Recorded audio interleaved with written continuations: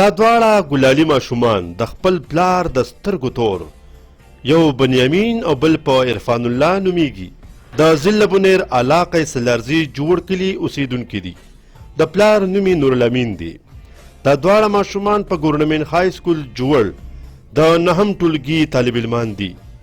دواړه د بدمرغۍ په وجه د 8 کالو نه پس یو شان په خپو باندې معذوره شوي دي.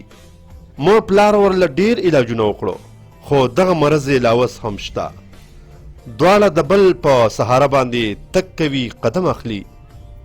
بنیامین او عرفان الله وایي چې موږ د سبق حاصلولو سره ډیر شوق لرو، که باد وي، که جړۍ وي، که طوفان وي، که باران، خو موږ د علم حاصلولو په هیله ښوونځي ته ځان خامخا رسوو. د دواړو دا ارمان دی چې زموږ د مور پلار کوم ارمانونه دي هغه د موږ پوره کړو او د معاشرې کامیاب انسانان دې جوړ شو. بنیامین جوړ افلار مې نورالامین نوم دی، په 9B کلاس کې. خپل بیمار یم، د کال پورې برابر یم، بیا وروسته جدا شو. بل چا په سهاره باندې تګ راتګ کم او په سکول ته ځم، سکول ته مې وړي راوړي او سکول سره مې ډېر شوق دی، سبق سره چې یو ښه انسان جوړ شي. پلار مې هر څه علاج کوي او خیال ساتي. څوک چې سبق نه وایي موږ ورته دا وایو چې سبق دې وایي، خپل وخت یې نه ضایع کوي. ستاسو نوم دی؟ عرفان الله.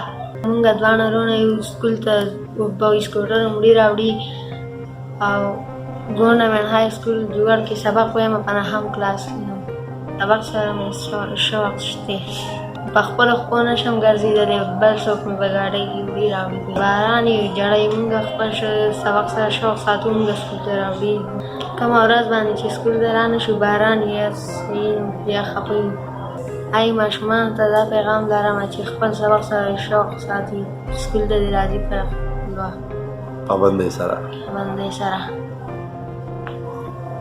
خوږو کتونکو، د بنیامین او د عرفان الله دغه هڅې د نورو ماشومانو دپاره یوه لویه نمونه ده.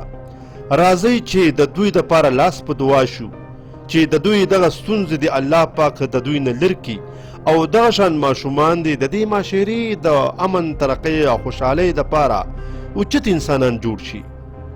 اقبال محسن، لټون بنیر، ستاسو د آواز.